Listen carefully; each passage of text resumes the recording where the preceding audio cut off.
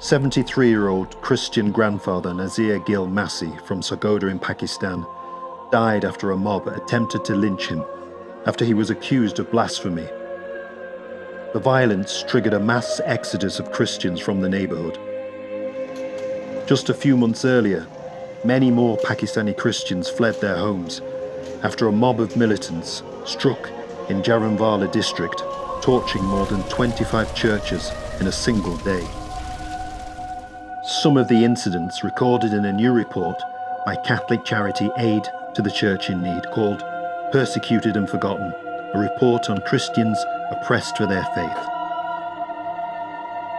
Persecuted and Forgotten assesses the situation in 18 countries where religious freedom violations against Christians are of particular concern. Covering the period from August 2022 to June 2024, Persecuted and Forgotten discovered that in many of the countries surveyed, human rights violations against Christians had increased since the last report. Findings included the following. The epicenter of militant Islamist violence has shifted from the Middle East to Africa.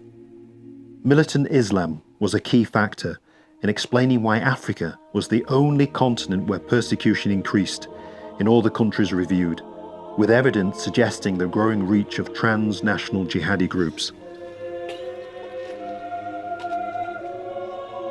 In Burkina Faso and Mozambique, ongoing Islamist insurgencies have led to a mass displacement of Christian communities as extremists specifically targeted believers in both countries. Nigeria ranked 8th in the 2024 Global Terrorism Index as militant Fulani insurgents linked to extremist groups regularly committed massacres and other violent atrocities. Intensified targeting of Christians as enemies of the state or the local community. Authoritarian regimes ramped up repressive measures against Christians.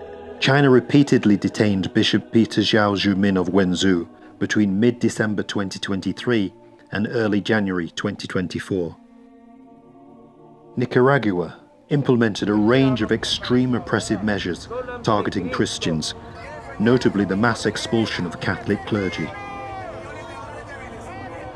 Conversely, Vietnam, despite ongoing problems, took steps to re-establish diplomatic ties with the Vatican and reduce the red tape stopping religious groups registering.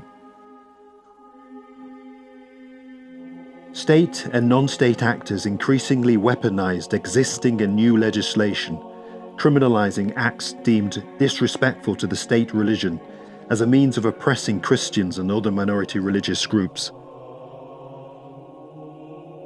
In just one state in India, 855 people were reportedly detained in less than 3 years under so-called anti-conversion laws. Reports highlighted the threat to Christian children, especially girls.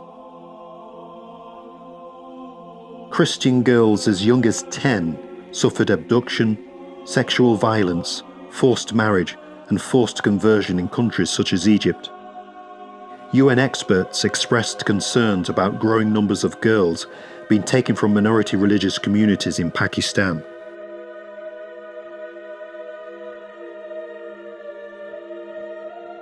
In schools, a culture of discrimination was reported with students banned from marking Christian feasts in Turkey, and hate material against Christians and other religious minorities remaining in school textbooks in a number of countries.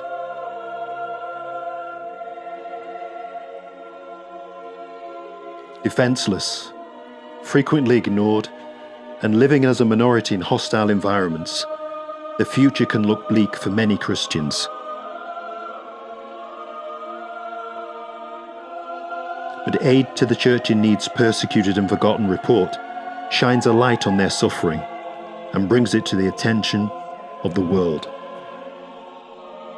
This report is not just a litany of woes, but an appeal for justice for those who are suffering. It is a call to take action to help those whose only crime is the faith they profess.